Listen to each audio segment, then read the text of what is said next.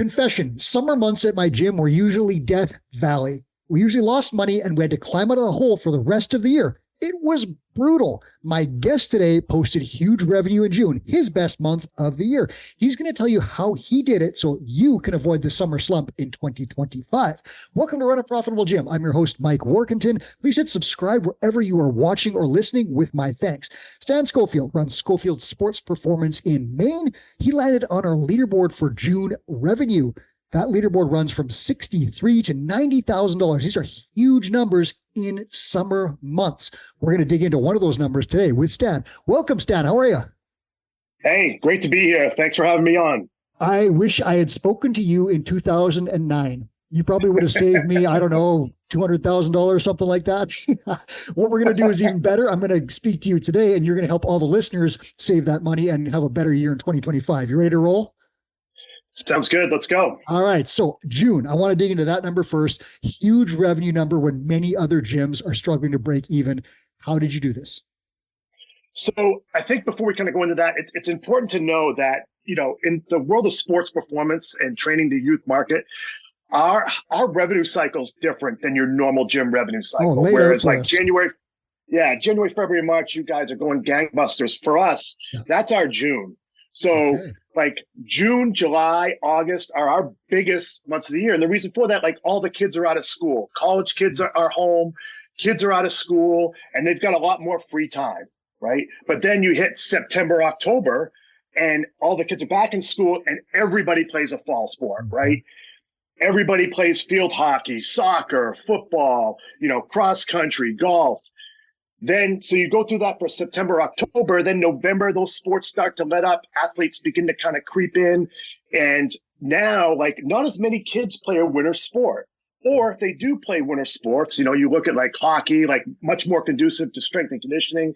And also the schedule allows them to kind of come in and train a little bit more. So November, things pick up. December, things get busy. January is very busy for us. February, March are all like great months. And then things take another nosedive. April and May, everybody plays a spring sport for baseball, softball, outdoor track, lacrosse, so our revenue cycle is much different, so for us, June is our big month, right? Okay. That's where we're going to capture a lot of our business, and we're able to offer some different profit centers that we wouldn't normally be able to do throughout the normal school year. Hey, listeners, Stan, I'm going to interrupt you. Listeners, what Stan has here, he knows his avatar cold and he knows the cycle of his business. So because that's based on his avatar, he knows what people are doing when they're likely to buy his stuff, when they're going to be off at college. If you don't know your avatar and your business cycle, that is your cue to learn it. Stan, go ahead. Tell me June specific stuff, because I know you got cool things going on in there. So for June, like obviously we get a ton of kids that begin to return to our program, but it's also for us is we run speed camps, and that's been kind of our bread and butter. And we've slowly began to grow that from year to year. But for us, like for the month of June, we did 37K in the month of June just in speed camps. And when you look at just in speed camps, like that's over 227 kids that we got into our program. And the beauty of that is they're all outside the facility. Right. So these are all taking place outside your facility. You're not interfering with your regular programming. You're, in terms of expenses, there's not much for expenses because you can go out and do those on fields. Right.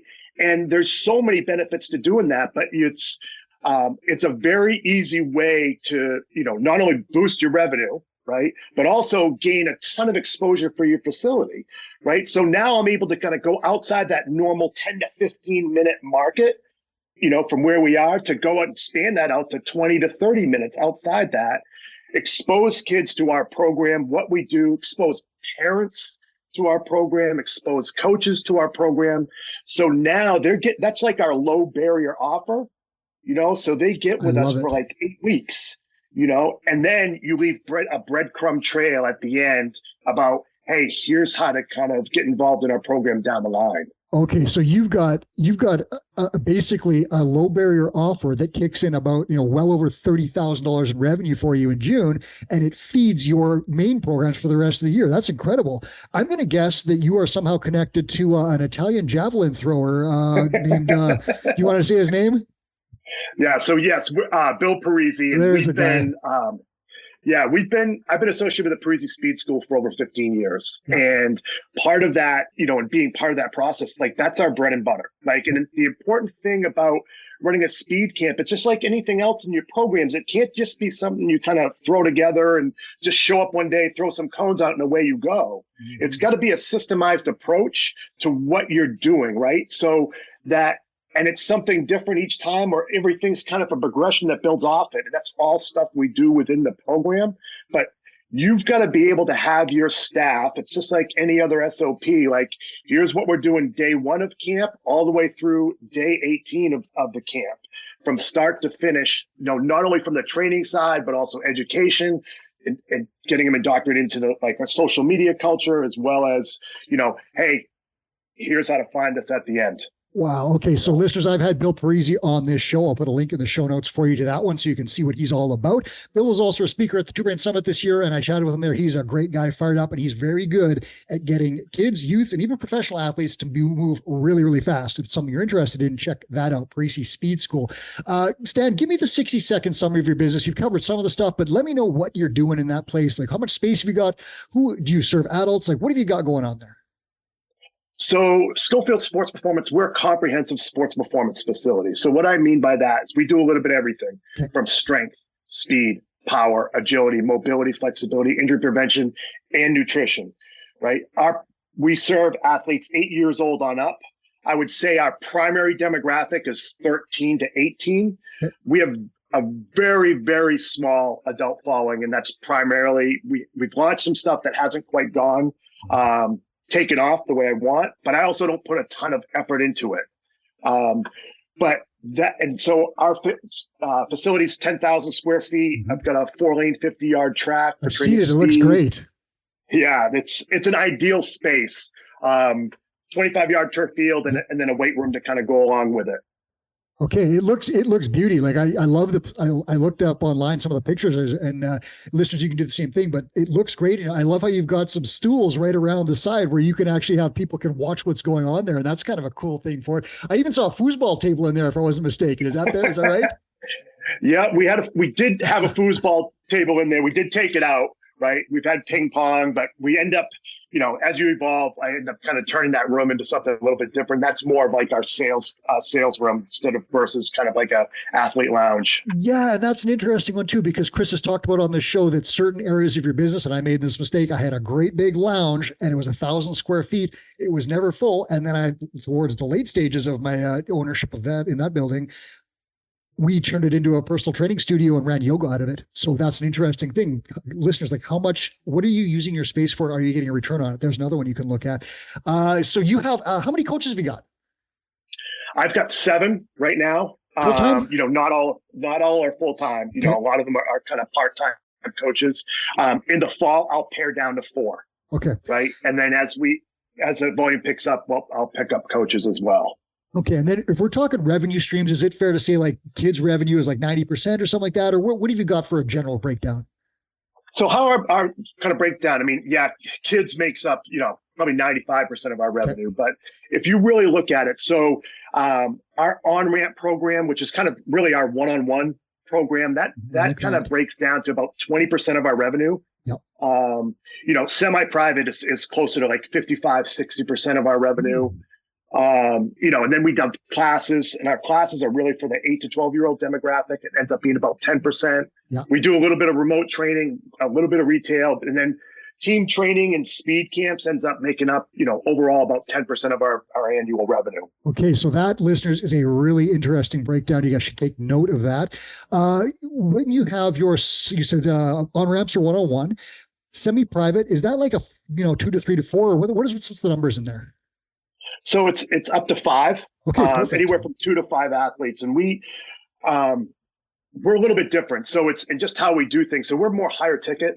That's been my process. I don't care about, I've run programs in the past where it was about volume and class base. And I just learned I would way rather have way less clients, but get great results, but also charge a premium for it. And nice. I've found that that's exactly what parents are looking for. And in this industry, I try to educate them all the time. You're willing to go out and pay $120 for a hitting lesson, or $150 for a skating lesson, right? But, I'm over here charging, $10 to teach your kids like the stuff that's really going to impact yourself on the field, on the ice, and on the court. So, we've gone to the mode of like, hey, we're going to charge a premium for our service, but we're going to deliver great results. And so kind of how we do it a little bit is we have an on-ramp program, but our on-ramp program is 18 sessions in length. It's 18 one-on-one sessions. Everything's scripted out from very first session to 18th session of all the different things that we're going to teach them along the way. So by the time they finish that, right, what we say is you've earned the right to move into semi-private, and then 95% of our kids kind of move into that semi-private model. So it's that's why we're so heavy kind of one-on-one and semi-private, in our services. Okay, listeners, I'm going to ring the bell again. This is the system. Someone a gym owner, top gym owner's come on the show and said he has a system for something. I ring the giant bell because every successful gym owner who comes on the show without fail has a documented system. No one is doing it by the seat of their pants. So that is a really, really cool one. I love what you've got there. I love the fact that you have, one-on-one intro stuff that feeds into a different program. And the thing that you said that's even more important for listeners is this one. Gym owners, by and large, we charge way too little for kids programming. I did it. I charged like 35% less for a kids membership, even though I had to buy special equipment, develop special expertise, and put in way more effort to manage a smaller group of less attentive people. I charged less for that. That's ridiculous. Look at your kids' programming rates. They should be at least equal to your adult rates, if not more expensive. And people who specialize in kids, Bill Parisi told me this as well, and martial arts and cheer gyms, things like that, they will tell you kids programming should be charged more expensive than adult stuff. So keep that in mind. Now, I'm going to ask you this. You mentioned breadcrumbs that lead from your June programs, your outdoor speed camps, into your program. What are some of those breadcrumbs? Because this sounds like a $100,000 question. So number one, it's like very early on within those speed camps and whatnot, like our social media game is pretty tight. I've got somebody that does our social media, and like everything else, there's a system that's based into it, right? In terms of here's what we're going to post on Monday, Tuesday, Wednesday, all the way through. And we're very consistent about that.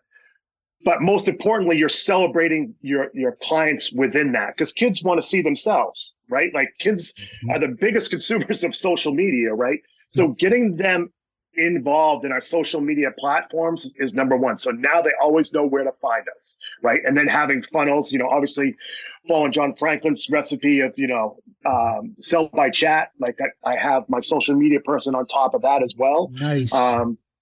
And then the other big thing we do, like we're doing this year, is it's the event I'm hosting tomorrow. So it's called SummerSlam. So I like that too. SummerSlam, it's going to be like our end of summer event. So we have big testing days that we do where we'll go and reevaluate all of our clients.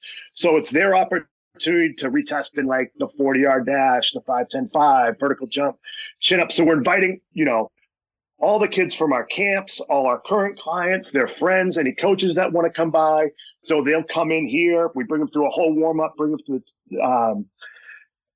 all the events. And then at the end, we're going to, kind of have a cookout. We're going to have, a spike ball tournament. We're going to have a cornhole golf, tug of war against the coaches, and a dunk tank. So are you going in the tank? Well, it's going to cost you. So It's not just like, hey, you get to throw and put Stan in the ice cold water. Like you may have to bid some push-ups or burpees or something like that for it, but it's just a way to get all those people into your gym, let them see like, hey, this facility and the culture and everything involved. And so then now you've also you've captured all that intel in terms of, names, email addresses, you put them in Gym Lead Machine and let them begin to kind of do the work. Okay. So listeners, Stan has just laid out another system.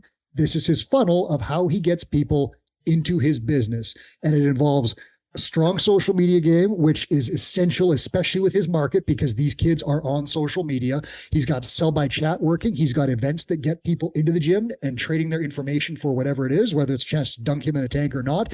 Gets their information, funnels that into Gym Lead Machine, and lead nurture. And this is where people are coming from. And that's where he's getting high value long-term clients. Again, it is a system. Two Brain teaches clients how to build 4 different systems. This is one of them. And you can build 4 of them that run at the same time to fill your gym with high value leads. And it's not flash in the pan, weird bait and switch stuff. It is just established, short, easy, slick marketing stuff that works if you do it every single day. So I'll ask you this. This is an interesting one. Would you ever invest more time into an adult program, or is it just better for you to just focus on the kids? Because it seems like you're crushing. Absolutely. That's my next step, right? It's the biggest missing hole because, again, in the sports performance realm, your gym usually sits empty till noon, right? And that's a whole big time period where you're missing out on revenue. So this year I'm kind of filling it with some hockey team training in the morning, but that is my next, place I'm going to attack and how I'm going to do it. I've tried a couple different versions without success, but at the same time, it hasn't been my core competency. So, I know where the bills need to be paid and where the effort needs to be, but this is my next part I'm going to conquer. So I'll throw it out to any of the listeners out there, man. If you've got a great adult program in a standalone facility, I'll trade you ideas about how to crush a summer camp to teach me how to run a great adult program.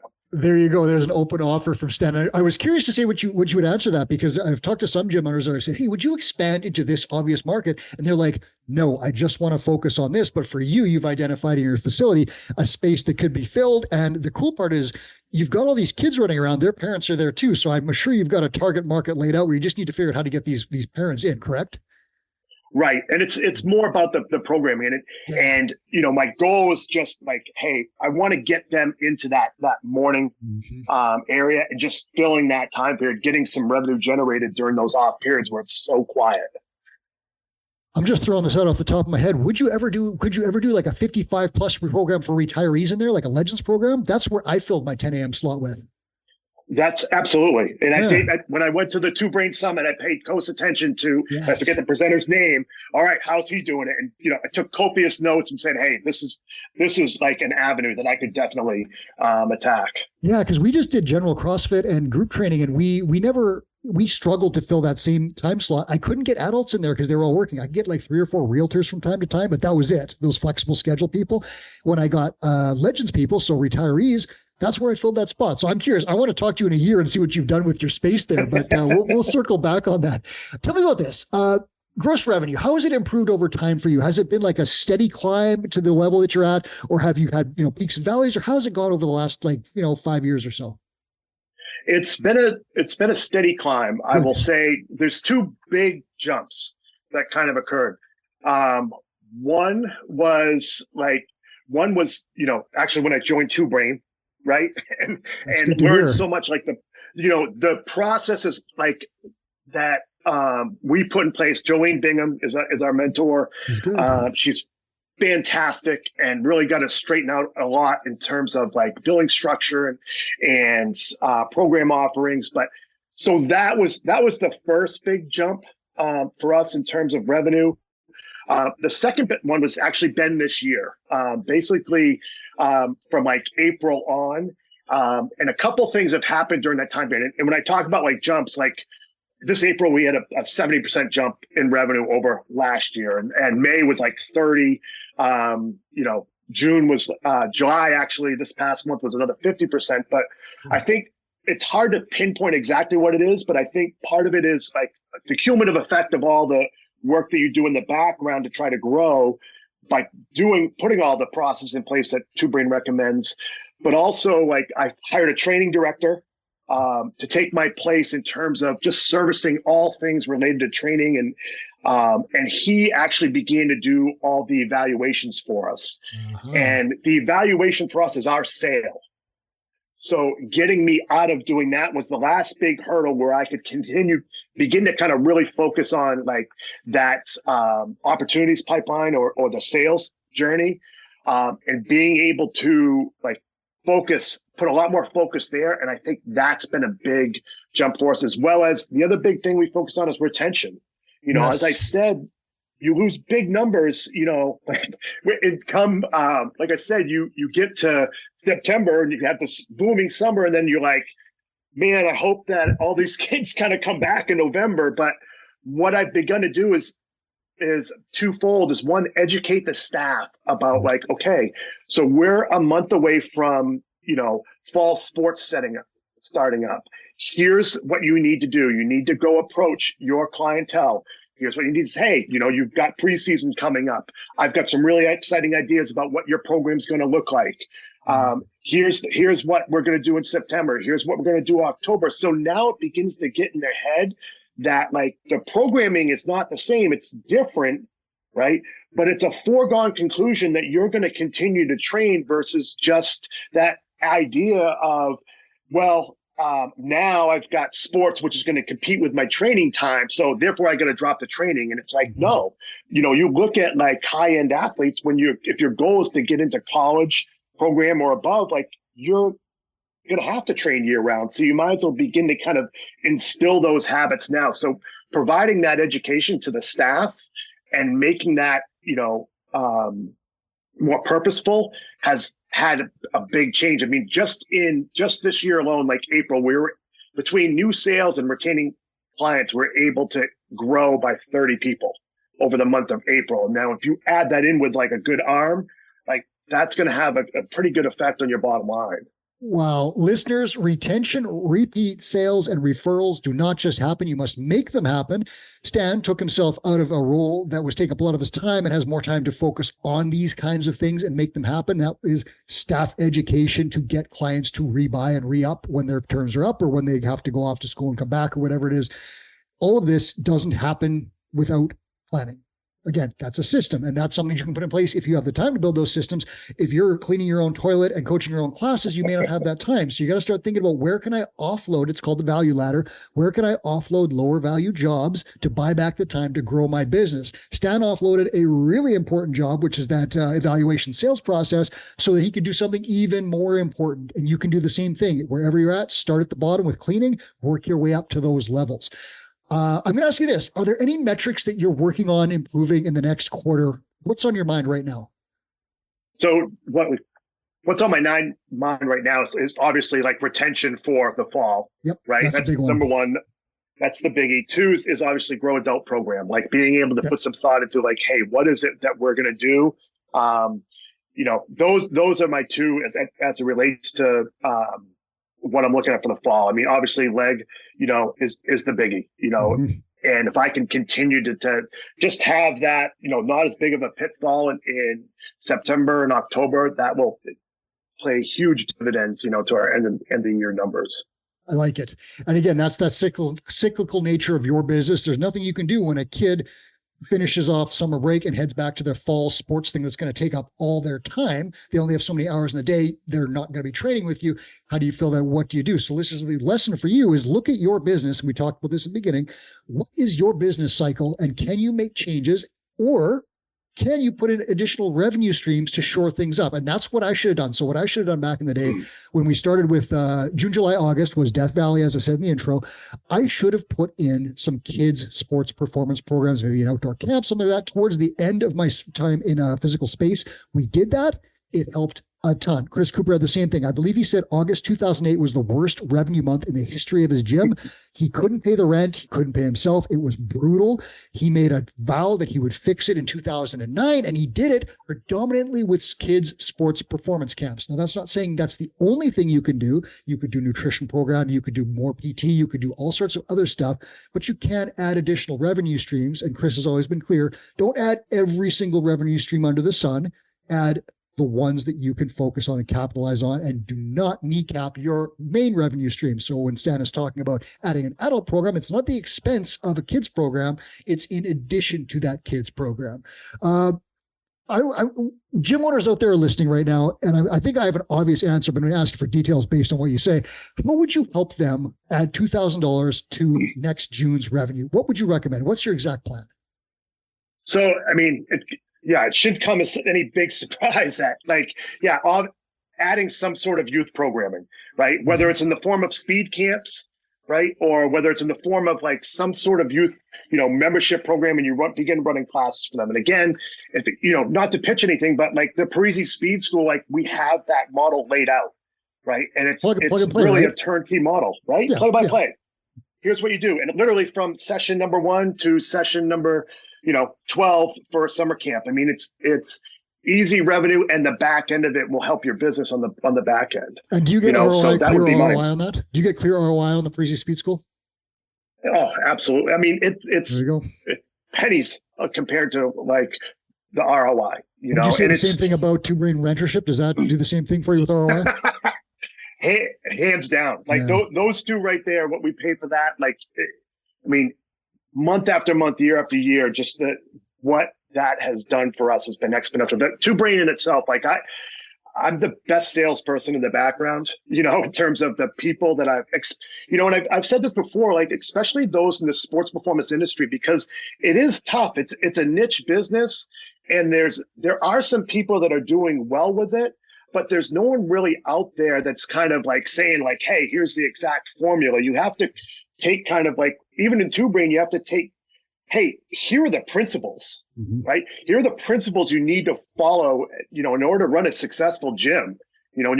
Obviously, like having SOPs and a standardized process and a great sales process. And here's your intro offer. Here's, adapt, our NSI is our evaluation, but take those principles and adopt them to sports performance, and it works. And as I talk to other sports performance owners, I'm like, man, this is the best money that we've spent, and I can show it year to year, like exponentially, what our revenue growth and success has been.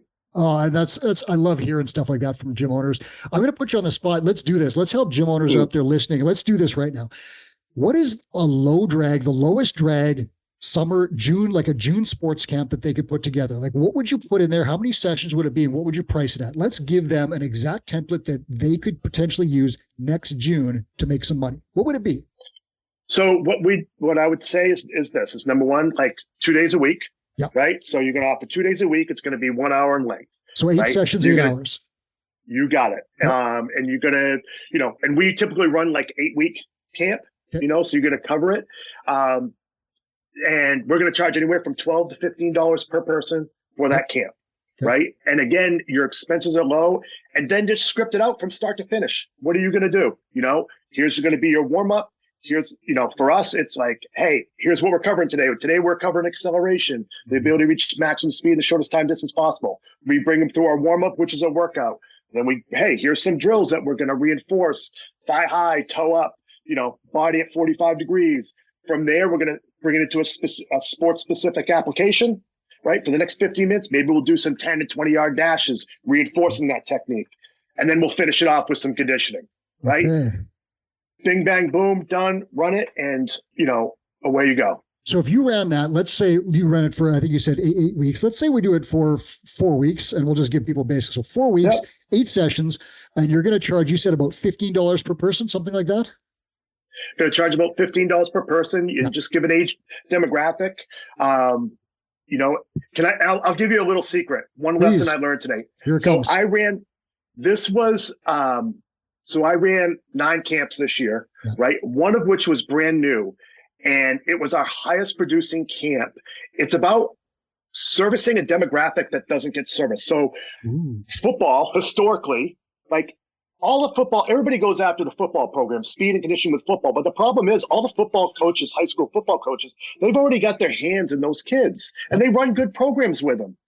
But man, if you look at the 5th grade to the 8th grade demographic, you're already bought in. If your kid's in football, like, you're already in the youth programs, your parents are already become fanatical about it. Johnny's going to be the next best running back. And their schedule's just as tough, but no one's servicing that group. We had 40 kids in 5th through 8th grade for football. Those kids, when they show up at the beginning of August, still need to be in shape. They still need to have speed. They still need to prevent injuries, right? Like, go after that. So the secret is, like, don't just always focus on the high school kids, man. Those younger kids, gyms don't let them in. But they're still fanatical about sports when you look at the youth travel, sports industry.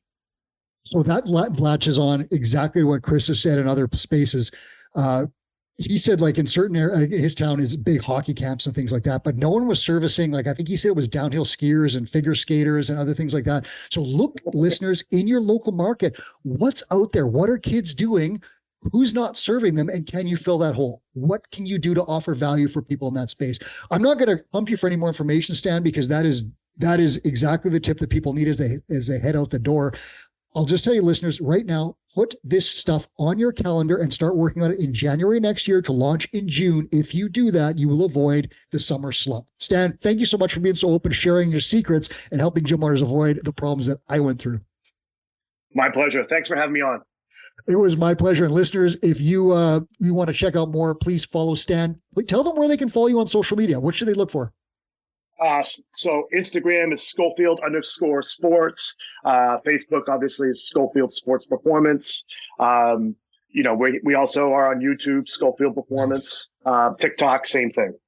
And TikTok, because kids are on TikTok. Check those things out, and you will save yourself a summer slump in 2025. This is Run a Profitable Gym. I'm Mike Warkentin. Please hit subscribe on your way out the door.